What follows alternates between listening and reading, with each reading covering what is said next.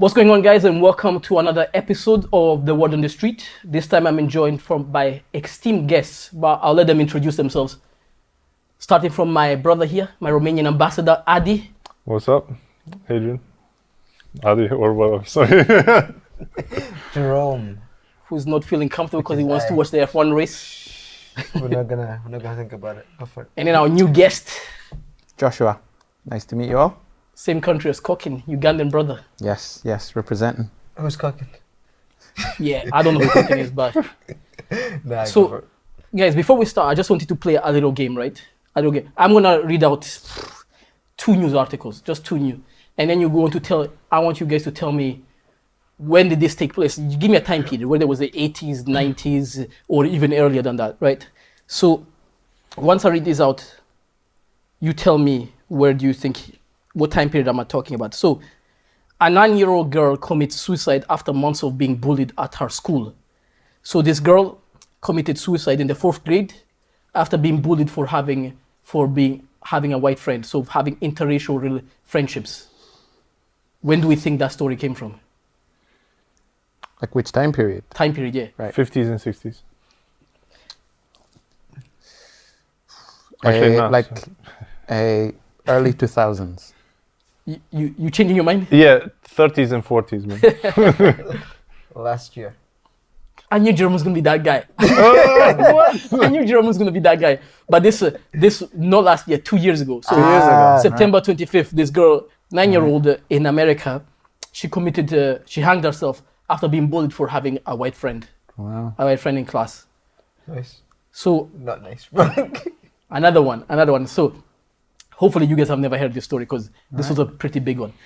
So Vincent Chan, Chinese American, was beaten to death in a racially motivated attack by 2 white men in the state. I can't remember which state it was. Or in Michigan. What time period do we think that's from? 70s and 80s. Right. I'm gonna go 10 years ago. I mean, yeah, it sounds like something that would be maybe typical in the 90s or something. You two were close. So this happened Michigan, 1982. 1982. Yeah, so he was attacked in 1982 and beaten to death in a racially motivated attack in the state of Michigan. And then the last one, so this one took place in Africa.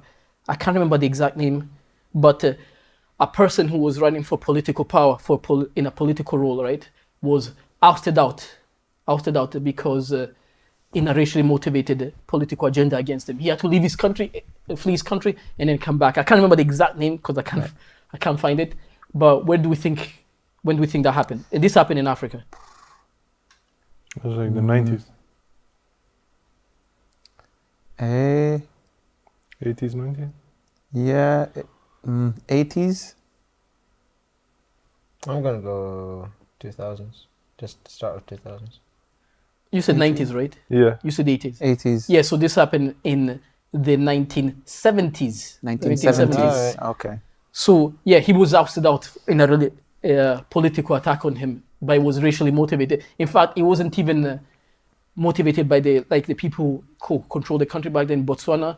Right. So the white folk who control the country, even his own people told him, we do not want you to run for presidency or for political role in a white community. Right. So even they chased him out of the country. Right. But the reason I asked for all those stories is just to show that, like with the killing of the 9-year-old who hanged herself, happened 2 years ago. Vincent Chan in the 80s, and then the political leader in the 80s, 70s as well.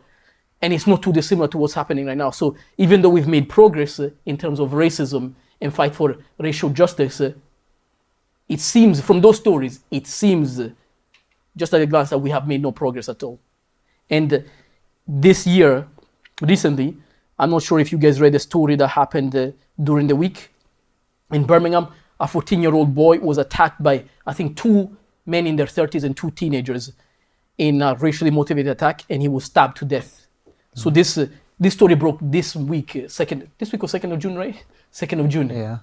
So that's when a 14-year-old was attacked. goes to show that this is not too dissimilar to Vincent Chan, who was attacked in Michigan in the 1980s. So the question I want to throw out there, right, first of all, is living in the UK, right, as a black man, I know, And then Adi. and as an ethnic minority, what's it been like? Do you feel like have you experienced racism, or do you feel like you integrated well into society and you're part of the UK society? I feel like I belong to no one, to be honest. But technically, because this is a reshoot, I kind of said this last week, which was 2 weeks ago. Was it 2 weeks ago? Yeah, 2 weeks ago. It's been 2 weeks. I didn't realize. But anyways, yeah, for me, I've always assumed positive intent from people. So people can say cruel things or not. If it's not overt and it's not immediate or blatant, I should say, racism, I just find it better to assume that they're not being racist. I've only had 2 incidences where someone has been blatantly racist to me, but in that it was just like, even in passing, I was just walking by somewhere, someone shouted some expletives and then just hid somewhere. I was like, okay, whatever. And then another time, again, it's just people saying a few things, and I just kind of went, you know what, it's cams, whatever. But other than that, I don't have much to complain about in terms of my treatment in the UK. I think it's been fairly okay. But imagine, you said somebody shouted a racial slur, Yeah. and then they hid away. But that's exactly what happened, like this to that 14-year-old boy. Somebody just shouted a racial slur, and then they chased after him. Imagine, that could have possibly been you. Oh yeah, that could have been me, but it wasn't. So, not to sound insensitive. I can only speak for myself, and that's the thing. Like, at the end of the day, I haven't been treated badly, so I can't really speak for other people's experiences, only for the experiences that I've had. And for me, I've not had a bad enough experience to say, oh, this place is overly racist and I hate people here. I know, Can't Josh, really say you went to the same school as Solomon. Roughly the same school. Solomon's yeah. had And things from to the say stories that about- he tells us, Solomon's had things to he say makes it about sound that us, that area was rough. Yeah, I mean, Solomon, we had different experiences. We were at the same school, but we had different experiences. I think, again, it comes down to like the personnel in the year that you're in. Like, you know, that makes a difference. And I think Solomon's year was particularly from the sound, like from what he says, and also from another friend of ours, Daniel, who was in the same year as him. Like, it was pretty rough for them racially. My year wasn't so bad. I mean, there was still stuff like kind of similar to Jerome. Like my only experiences of racism have always been like someone like shouting something or like someone saying something. Like it's never been like, you know, it's never got to like physical. It's never got physical. Like, you know, I've never had to like, it's always been like, you know, like kids at school, like someone would dare someone to like come up, like, you know, go shout something at them. And because like some kid would like come up to me, shout something and then run off, and then I would like see the friends laughing and I'm like, oh, you know, I see what's happened there. And like, it would always be something like that, someone saying something, or like, you know, we're playing football and you're either like playing with kids that you don't know from somewhere else, and then things get heated as they do in sport with boys, and, you know, someone would shout something, and, you know, like it's always been stuff like that. But I've been fortunate in that, like at school, I did have some friends who, like, you know, genuine friends who are British that would always stand up for me in those kind of situations, which, you know, like a lot of people might, like, there'll be people out there who don't have that experience where you actually find people who will like see beyond your color and actually be friends with you, and it can become very isolated. But I was quite fortunate in that regard. Like whenever these incidents did happen, I'd always have a couple of friends that would be like, oh, they would either shout stuff back or like, you know, they'd be like, oh, don't listen to him or whatever. But that's always been there. Like wherever, like from primary school through to high school, there's always been that element where like at different points, like some kid would say something or But you shout feel- something. But you never felt like you didn't belong, did you? I did. There's like I was the only in fact no, there were two of us, like two African kids in my year at school. So like of course you're aware of your skin color, you're aware that you're different from everybody else.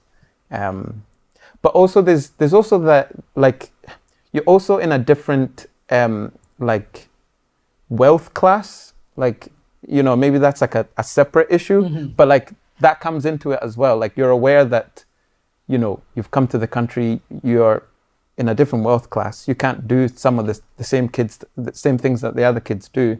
You don't have the latest PlayStation, you don't have the latest like you can't go on holiday the same way that they do, and like you can't like involve yourselves in those conversations. And so you do feel like an outsider on that level as well. So like yeah, there's always been that where it's like you're aware you're culturally different, you have a different accent, different skin color, so you're always aware of those things, and you're like we're not the same. We're not the same. So that's where that's always been there. I know that question was for Adi. He can't really answer the question the way it was asked. Wait, Adi, what's your experience like in the UK? But yeah, especially now because like since Brexit, right? Everybody, like even especially Eastern Europeans, the people, they're telling them to go back to their country. They don't want them to take their jobs and so on. I mean, well, obviously I'm not black, so I could not relate. So, but just by looking at me, you'll see that I'm really tall. Apart from that, my second name as well, nothing to do like with the British type of typical names or British culture. And when I first came here, I was young, and like primary, I didn't have too many problems. Actually, I don't think I had any problems at primary. I fit in quite well. But then moving on to high school, it was different because it wasn't just the people that you used to know. It was other people from different schools, and you'd meet others, and you'd kind of you fit in well with the people that you already knew, but then the new people looked at you maybe a little bit different. And I remember the altercations that I did have were just Physical altercations. I had one physical altercation as well. That was at the peak of such problems. So as mostly year 1 and 2, where I remember that people, obviously, as you mentioned as well, I remember you saying you couldn't go on holidays the same as they did, or your financial status wasn't the same. Maybe even social status as well. Yeah. Although you would pick up the accent, you would try and fit in as much as possible, but I somehow still knew that they knew that I wasn't totally 100% like Scottish or from the UK, and even then I had people being like, "Oh, go back to your own country. What are you doing here? How did you come into this country? Did you sneak in through like, I don't know, The back of a truck? Back of the truck or underneath a lorry or something like that." And obviously, you try and brush them off as much as possible, and then, but obviously you can only take so much, and it starts building, and obviously you hit a peak, right? And then you're like, "Yo, come at me! what do you want? Let's go right now!" Square goal. Yeah, let's go. Sounds to me like you remember this peak very well, man. No, Who was listen. it? Name and shame. Go for it. Oh yeah, I remember. It was just before going into math, and this guy was like, "Yo, go back to your own country right now." And now I'm like, Wait, hold up. How tall are you at this point? I was like a head taller than him, so I was like, "Okay, this guy." So I took him in a headlock, and I was like, "Nah." But at the end of the day, I mean, like, this was when I was young, and to be honest, I want to link in that, you know, like, young kids don't understand it. Yeah, don't understand the seriousness and the weight that their words have. And you know, young people or young children, you know, they'll say what's on their mind. They don't have a filter, so they think it and they'll say it. Yeah. And they don't think how those words are going to affect you. And I've tried to, like, brush them off as much as possible, and I don't try to remember, like, all these dark parts of my history, because I feel like if I were to be going back to them on a regular basis, it wouldn't be healthy. But yeah, I've had my fair share. But because, what do you call it? You know, obviously, last year George Floyd was murdered, and then this year the person was sentenced. I don't remember what was the full verdict, how many years, but I was reading an article, right? And somebody was saying that the George Floyd killing and the Black Lives Matter movement has also led to a backlash on Black individuals and families. So, for example, we have heard reports of racist incidents, including remarks referring to George Floyd. So people shouting on the streets to other Black folk and saying, "Why are you still breathing?" All right. So, and this was somebody who worked for an agency called Stand Against Racism and Equality. And there was also a big increase. Some people started mocking the transatlantic slave trade, saying they should bring it back. We need to put these people in line. So when I was reading, I was like, whoa. But this is in the States. I'm not saying it doesn't happen all over the world, but yeah, I was just shocked reading these things. And especially now, if we focus on the UK, stats say that 71% of ethnic minorities now report racial discrimination since the vote to leave the EU. Like, people saying, go back to your country and all these sorts. And then there was an incident. In fact, you guys tell me, when do you think this happened as well? A Chinese university lecturer was subjected to a racist attack by a gang of men while out jogging in Southampton, raising concerns over the safety of Chinese people overseas.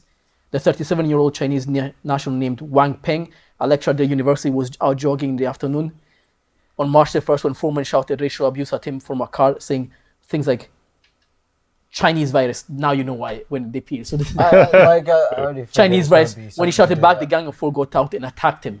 So even the pandemic, the pandemic has brought up about racism against the other ethnic minorities. I'm not saying it was never there, but even my friend went to Malawi for a placement for the medical elective, and then she was walking through one of the Malawi villages, and guess what they were saying? I was shook. They was like this. They was telling her, they were saying Chinese virus, whispering, and she could hear it. She's walking through a village shopping, and they're saying Chinese virus. I know that's your country. Malawians are savages, man. I should know. Chinese virus. So when I'm reading this, I'm like, come on, man. Brexit makes things worse. The pandemic seems to make things worse. It's as if we're not going anywhere. So do you guys even see the point in doing anything about it? Yeah, I think the noise, like, there's always going to be there's going to be some people out there who, like, they just need a little bit of an excuse. Like, they just need something to then allow them to come out the woodwork and, express their real opinions. Yeah.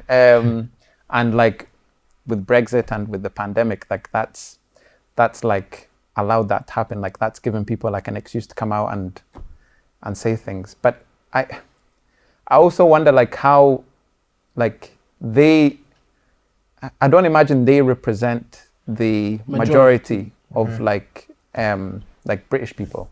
I think there's like a small, again, I don't have the stats on it, but I imagine like it's a small minority of like, people who have extreme opinions, that are making this noise, and like it seems that way.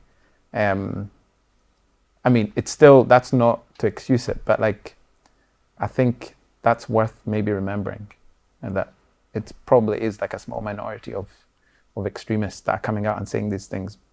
But yeah, it's horrible to hear. Yeah. Like, So wait, you're saying that is there any point in doing it at all?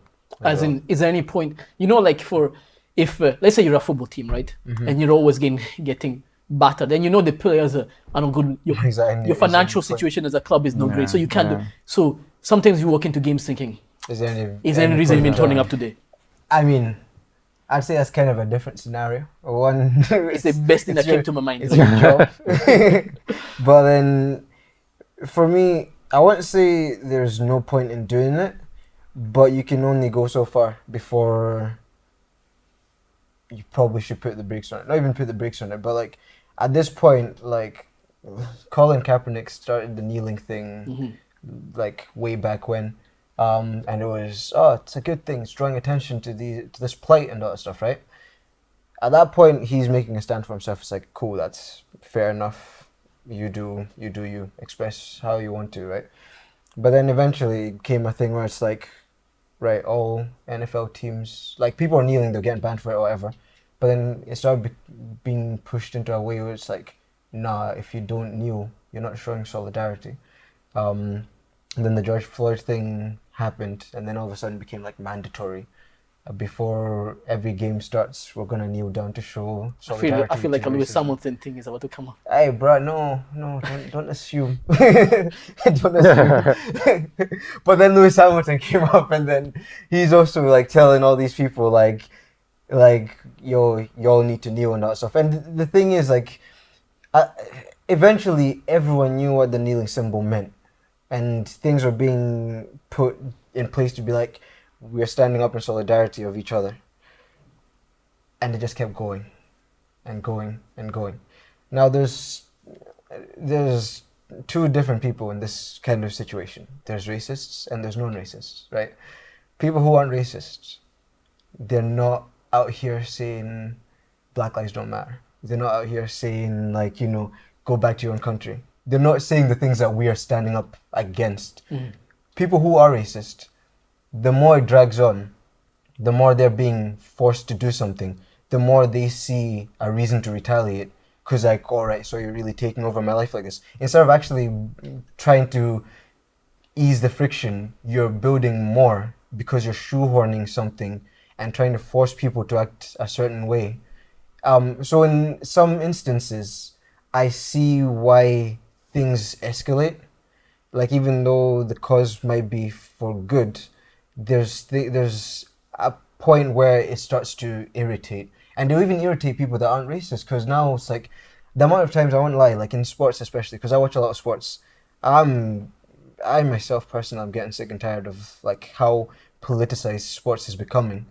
Like I just want to watch a race, but instead of getting into a race, like for F1, there's a whole 20-minute segment of drivers saying the same thing I've heard like for 20 races now, of we stand up to this, we stand up to that. I'm watching football, before it starts, like a whole minute of like kneeling and all that stuff. Then throughout the whole game, they'll be talking about this political issue and this political issue. And it's like, bro, like this thing for me is a time when none of that matters. There's all races on that pitch. There's all different races on like playing on that court. There's so many people that are doing the same thing here. That in itself shows progression.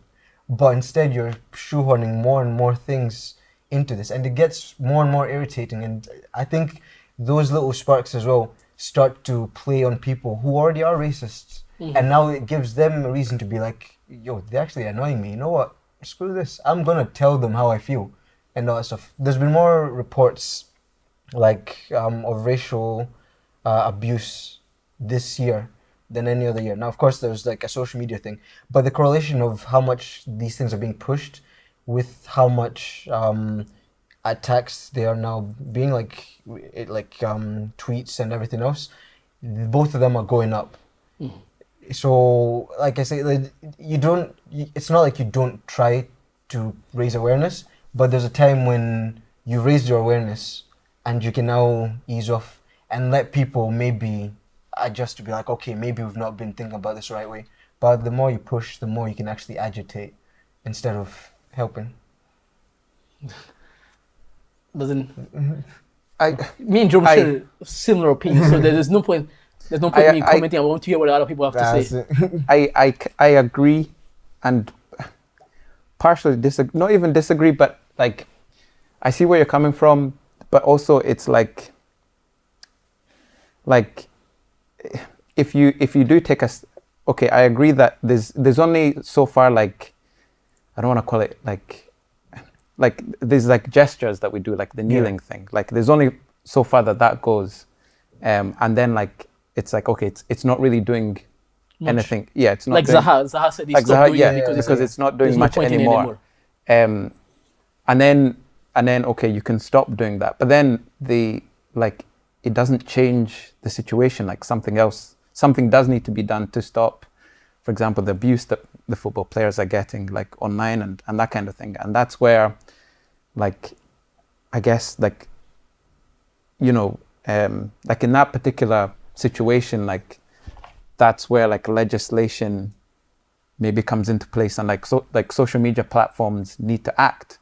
And I think the thing is, like, whenever there's been like an act to like address a racism, there's always retaliation. Like, you know, like the freedom fighters, like Martin Luther King, when they were when they were actively protesting, like there was retaliation, and that's always going to come, like with protests, or like if you choose to stand up for something, like there's always going to be retaliation. And I don't think the retaliation is a reason to stop what you're doing. And it doesn't necessarily mean that you're doing it wrong just because it's up to retaliation. Because, you know, like they could have decided, oh, you know, they're like people are getting killed because of our protests, we should stop. But they didn't, and I don't think the retaliation is a reason to stop. But I agree with you in that we probably maybe do need to be a bit more clever in how we like address these issues, rather than just like, you know, kneeling every week. We had that in our Instagram chat, right? Last year when the whole, you know, when people were burning buildings in the United States. Right. Obviously, some of us were in the camp that they shouldn't be doing this, and other people are like, you know, the whole saying, what was the statement? I know people have taken this statement and then just twisted around, where was it no justice, no peace, right? Right. So people twisted around and said, if there's no justice, then what can we do? We will do whatever it takes, which means, but I feel like sometimes when we're doing these movements, we forget the pioneers that set up all these movements, like you said, Martin Luther King and Rosa Parks. The thing is, Rosa Parks and the people in the community, they boycotted that bus company for a year. And then that's when change was beginning to be seen around the community, because they boycotted for a year. Whether I agree with you is that kneeling is fine, kneeling is okay, but at some point it needs to evolve into something. It needs to evolve, and I think that's what Zaha was getting at when he interviewed, said he's going to stop kneeling. It's like, when I was younger, playing for the football team in my primary school, we wore this show racism, the red card, every time we went into a game. But that was like, I'm 28 now, that was like, what, 15 years ago? Yeah. Maybe even more, and still they have kicked it out, they have all these things. I'm using the football example, but nothing has actually changed.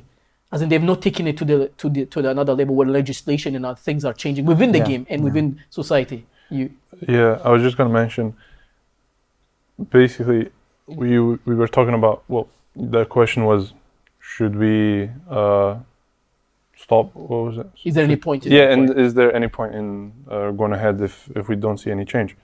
We've been talking about all these acts, like kneeling and the protests that were done. And just as you mentioned, Jerome, as well, there's like two two sides to this. There's the people that are actually going ahead and being racist. There's the ones, obviously, that are taking the abuse, and then there's the people that are just there, you know, like not doing, they're not getting abused, they're not being racist. You could say they're on the sidelines. And I mean, the people who are getting abused, obviously they're trying to stand up for not only themselves but others as well who are going through the same thing to stop such an act from ever occurring again, although it probably is because it's an ongoing issue for such a long time. How would you then classify the people that are just on the sidelines? And you could potentially say that they're not doing anything, they're not helping the people who are getting abused, although some are, but a good majority are not. Would you say that they're contributing to, unwillingly contributing to the racism because they're not helping combat it? Mm-hmm. But then, as you mentioned, Josh, you need to take good measures, or to be honest, I don't know, improve the type of like measures that you're taking. Right, the approach. Yeah, the approach, yeah. Basically, to actually see a difference, right? Because if you see, well, if you're looking at what you're doing and seeing no returns or no improvements, then should you look at changing tactics? And then going back to you, Jerome, you said sometimes people are just bored of just listening to the same thing over and over again, and then just they're gonna retaliate even more because they're hearing all this. It's constantly ongoing thing, and they feel like there's no peace there, and so on. It's such a big issue, to be honest. It's a multifactorial issue, and it's a complex one. But in regards to the people who maybe they're the third parties and not getting involved, I know I've seen on social media people pushing, saying, if you're not saying anything, then you're part of the problem. I personally was not comfortable with that, with people pushing such an agenda, because I feel like, yes, we're trying to fight for a wider issue that doesn't just affect Black people, it affects other ethnic minorities and other people as well. Even some white folk do receive racial abuse. But I just didn't like when I was reading social media saying, if you're not doing this, you're not part of the problem. I think at the end of the day, the best thing that we can do as individuals, right, is fight our corner, as in do what we can, as in if it means that the only platform we have is social media to put things out there, fight our corner.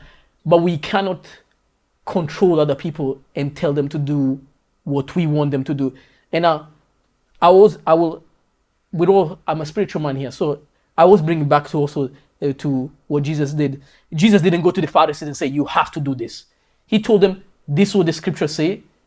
He gave them parables and told them, these are the lessons you can take from the parables, but he didn't say handcuff them saying, if you're not doing it, you're part of the problem. He said, here's the information. If you want to change, it's up to you. Yeah. That's how I personally see it. Yeah, I think that's right. Yeah, that's what I'm like even saying, like, and I agreed with what you were saying there, like the changing of tactics and all that stuff. For me, like, I guess I was more fixated on the point of like the continuation of doing that same thing, and then also forcing it on people. And even now, like you've brought it up, which I'd missed, that whole thing of like, if you're not part of the solution, you're part of the problem and all that stuff, which was a big thing that was being thrown to everyone. Like, if no one took a political stance, like on their Instagram, like they were getting abused. And I remember seeing an Instagram story where a white lady, she's quite an influencer, like in the fitness industry. She posted in her stories and all that stuff, like, you know, like you had the Blackout Tuesday and all that stuff, right? So she posted in her stories, but she didn't post out the Blackout Tuesday thing. She just done her own thing and whatnot. The next day, she's still posting her stories. Then someone started like tagging her. I think at one point she did a post, like some BLM type of post. Then someone started like atting her and tagging her and all that stuff, and they're like, oh, you're doing this now, and yet like on Blackout Tuesday you didn't put the Blackout Square and all that stuff. Right. Like literally, they full on went at her, and then like her stories like following in response to that, she was in tears. Like, I'm not racist, I'm not this, I'm not that. I do this, I do that. And she's literally like, she was just living her life on the Tuesday. Like, I've not done Blackout Tuesday. I don't do anything political on my Instagram page or anything at all. And like, here she is, because she's white as well. She's getting abused for not supporting Blackout Tuesday. I was like, fam, how do you think she's gonna feel after she goes through that? Yeah. But that's the thing, it's like, there's so many people who, in all honesty, like, there's people who've not acted right in this whole scenario. Like, sometimes, like, with this cause, yeah, like you said, you say your piece, you do what you can on your side, and you leave it at that. But this jumping down other people's throats because they're not doing what you've done, virtue and all that signaling. stuff, exactly, I find that awful. And when you're talking about the freedom fighters and everything else, like the Rosa Parks, they did what they could within their power to show that, you know what, like, we deserve more respect. We deserve to be seen as normal citizens to you guys. It was nothing that was, they weren't stepping on toes of people who were just normal passers-by. They boycotted things. They said, we're not giving you our business. And there's been boycotts in this day and age as well, where people are not refusing to watch certain shows or whatever because they've not really had diversity or on all that stuff. When you do those things, you're showing people that, you know what, like, we won't be a part of your establishment if you're not willing to accept us for who we are and all that stuff. I think there was a couple of NBA games where football matches as well, where people walked off the pitch. Because it's like, if I'm playing for this team, like, and you're racially abusing me as I'm playing, why should I stay on the pitch? You obviously don't want me. Like the Paris Saint-Germain players in Besiktas when they walked off. Yeah, exactly. Yeah. Walk off. Enjoy the game when I'm not playing. Like, literally, you do that for as long as you want. Hold it off. Show people that, like, you either accept that I'm playing and you say nothing, even if you are racist to the core. Show it to me. Believe me, you won't see me. And let's see where you are, like, in 2 years if you're still enjoying football. Like, do things like that. Like, this whole thing of we have to kneel, 1 minute kneel. Like, you kneel before the game still goes on. The game finishes at the end of the day. Next week, same thing again. Next week, same thing again. And it keeps going. And then after that, you report, oh, this player has been racially abused. And it's like, well, yeah, all you've done is just step on the toes of people who wanted to watch a football game. And then you just kind of said, okay, go and be good people. After that, I think that will touches on something else that we're also gonna look at, maybe not in this very same episode, but what the institutions are doing about it. Because in the end of the day, we can do the best we can, but like Joe said, if legislation and the thing at the top don't change, nothing will change. And to go back I remember on Instagram on Blackout Tuesday, my Instagram, there's no I didn't put a black square or anything, right? In my DMs, people were telling me, Benjamin, you're not supportive and everything else. You know, everybody here knows I'm a big fan of Italy because I grew up there. And somebody said to me, I was whitewashed because I grew up in Italy. That's what they said on my Instagram page, on my DMs. I say I was whitewashed because I grew up in Italy. I don't know where I came from. And so on. Little did they know that in the background, you know, Voice of Youth, the other thing that we have, me, Stanley, and Andrew were preparing a video that we're going to put up, several videos we're going to put up. So I'm not using this, I'm saying sometimes we attack people without knowing what they're doing in the background. Like, we feel like everybody has to do something that is out there for everyone to see. Jesus healed people. He didn't have crowds. He didn't have crowds at the beginning. And when he was talking to many people, did he ask for crowds to come? Oh, come and see what I'm doing. The crowds, once they started hearing what he was doing, they turned up. They turned up. But I also want to touch upon something, this very briefly, right? Because we're running out of time. Well, time is running by fast. Even within our own community, I feel like we're divided. Even within our own communities, I feel like we're divided. Like, there's a story here, right? Where a person said this, they posted a blog, said, many times as a child, I was called whitewashed, a coconut. I was asked why I talked a certain way, white, or why I dressed a certain way. Of course, I did not have a response. I talk the way I talk. It's the only way I know how.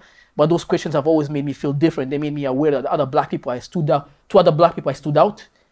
And as an adolescent, I was very self-conscious about my blackness. I simply didn't feel black enough. And that led them to have mental health issues, depression.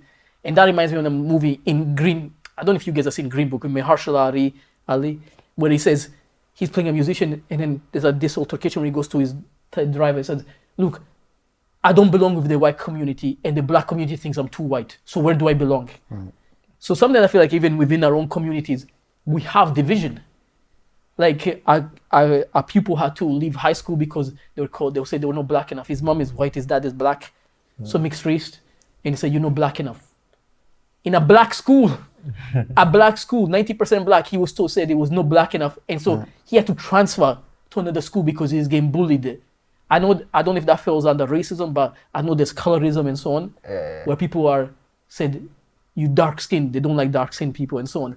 So even within our own community, I feel like when we're trying to unite, there's also division amongst ourselves. I was going to say earlier that like I've probably experienced more racism from black people than I have from anyone else.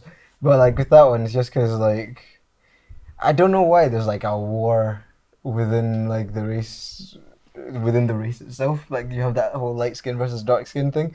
Like there's literally memes about it and everything. And it's hilarious because I feel like we as a race are the most like disconnected and like most conflicted, because everywhere you go you do have something where it's like, oh yeah, no, they think they're all that because they're light skins, and then dark skinned people like have this pride because they're the darker melanin. The darker the berry, the juicier the fruit, all that jazz in it. And like legit, it's never made any sense to me that within our own community, we can actually have such resentment for each other in some ways or another. I know Steph Curry gets abused as well, like within the NBA circles for being a light skin. So many, in fact, more often than not, I hear more abuse towards light skins than anyone. So hearing that story of like someone being told they're not black enough, it's an actual thing. It's a strange one to me, but I feel like that needs to be sorted within our community before anything else. I'm so disappointed every time I hear this name, but did you guys know that? So Ben Carson is like a hero of mine. Oh, okay. A hero of mine.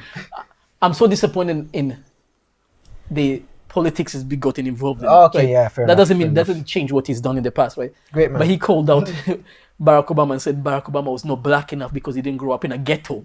He was raised up by white grandparents, so he's like, he's not black enough. He doesn't represent the black. I was like, come on, man. Like, does he need to grow up in a ghetto to understand what being black is? See, this is when I appreciate people like Dave Chappelle, man, who can just say it straight and make a whole joke out of it. Because I don't like. There's such an elitist mentality. No, actually, no.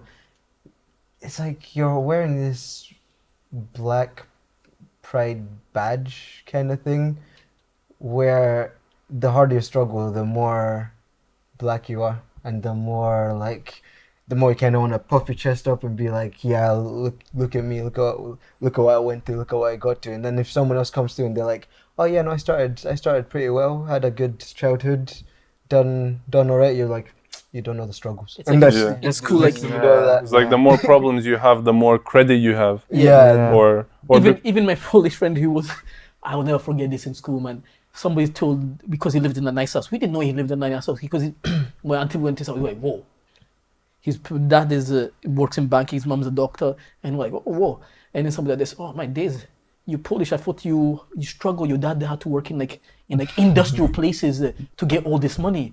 I didn't know he was a doctor. So they're like, because he's Eastern European, people, there's this stereotypes, the gypsies, they do all these things. Yeah. It was like, come on, man. Just because he doesn't have, does that make him less Polish? But Josh, before we move on, Josh. No, I was going to say, I think the fact that like even within, our own people, like you have those issues, like it just, I don't know, to me, it just shows that like racism and discrimination are all like they're part of the outcomes of like a much deeper problem that's like there across humanity. Because like you find that in every group, like there will be separations where people are like, oh no, we're nothing like them. Yeah. You know, like that's everywhere, and like it's just like it's quite clearly like a fundamental problem, like within like all human beings. Like every group has that level of like segregation and like pride in that we're not like them, and like wherever you go. It's like in my country, in Africa, the tribal system. In my country, the tribal system led to a massive genocide. I know it was exasperated by colonialism, but it's not like they came and implanted like the division amongst the tribes. It was always there.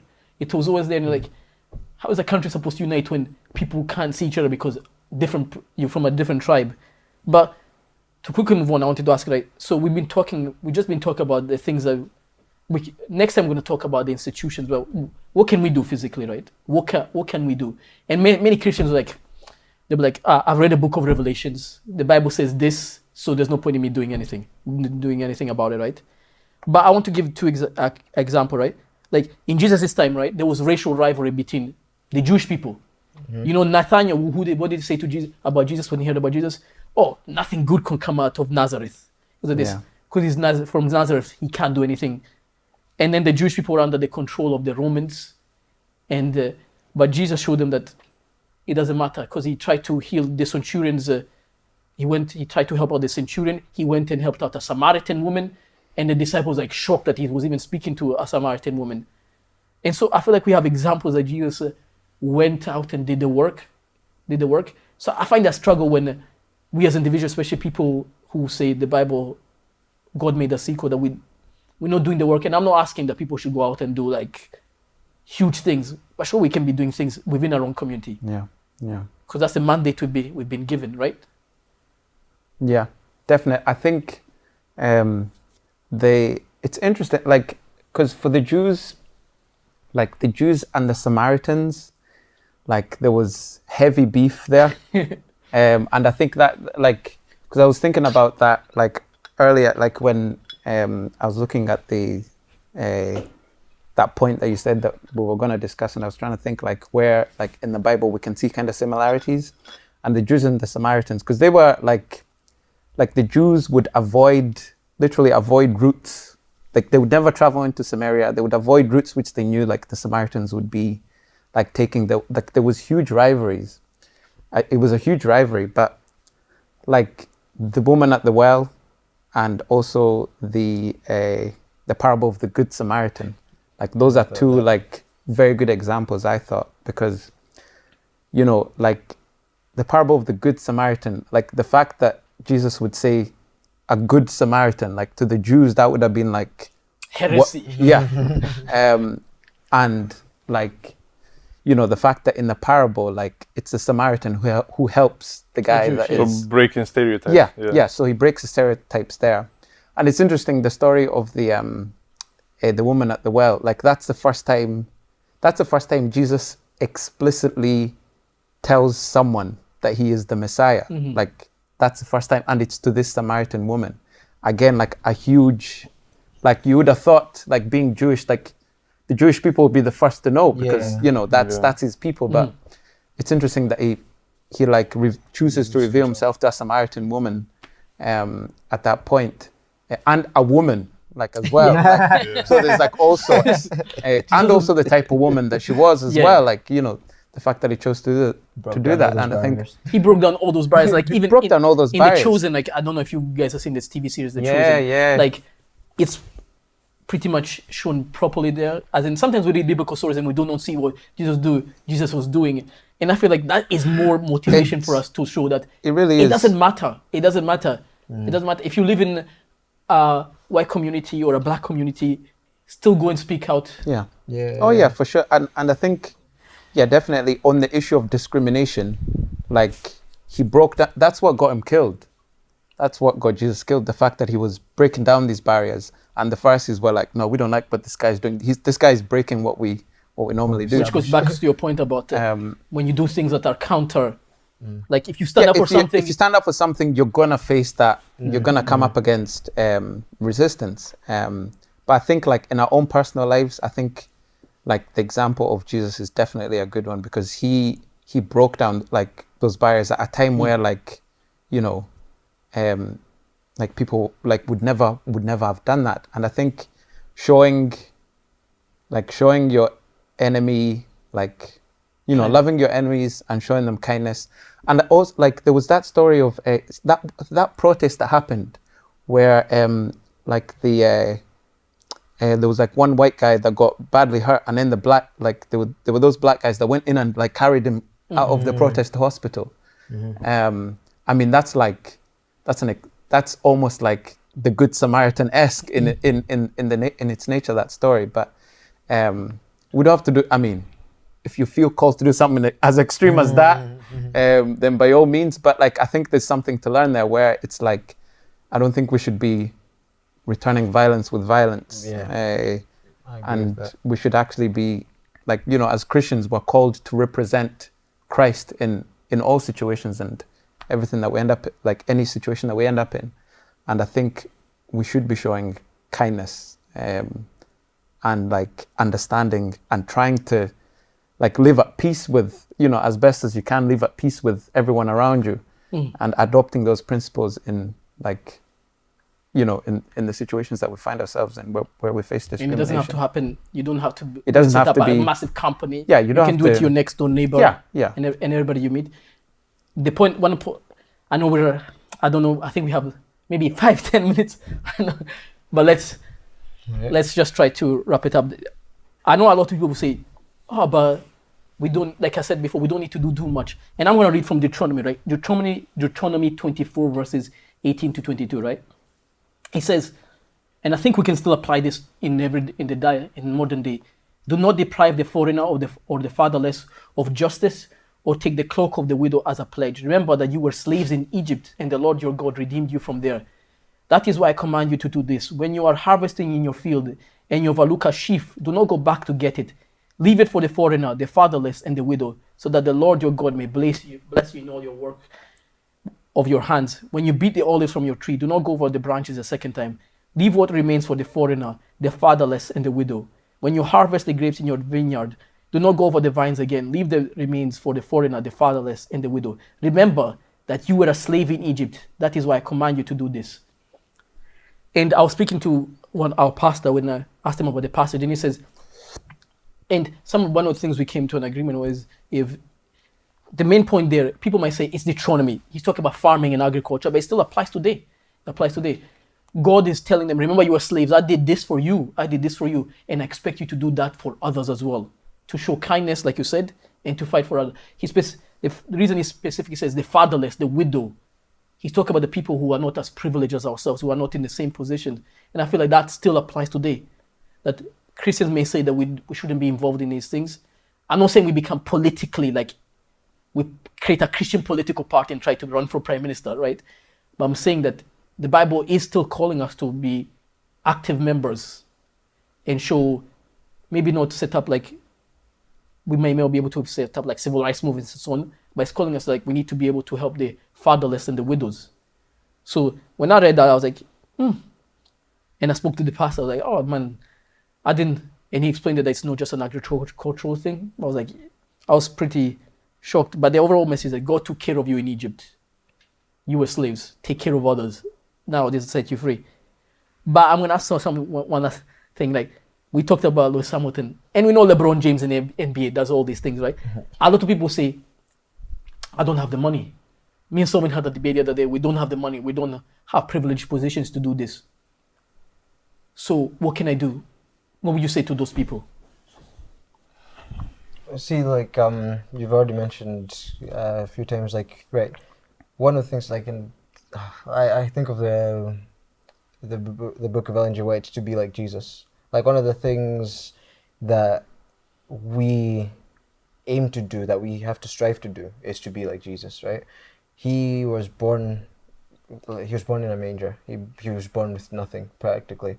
As he grew up, like, he lived to serve man in the name of God. Like, basically, he would do things for people in the community, right?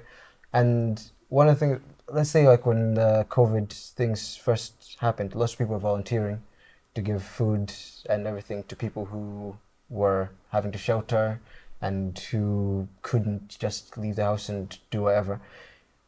Not everything in this life involves money. Like, the simple service that you extend to other people is something that we ourselves have to be looking to do for others. And that verse that you've read pretty much exemplifies it. The little that we have, and I think another meaning that you take from that verse is the fact that if you have things, like let's say in the agricultural term here, you've gone through your fields, instead of going through your fields again, making sure that you've got every morsel that you can take from that field, if you've got things left over, then it's like, right, these things that I've left over, let me give to those who need it. That's what I take from that verse.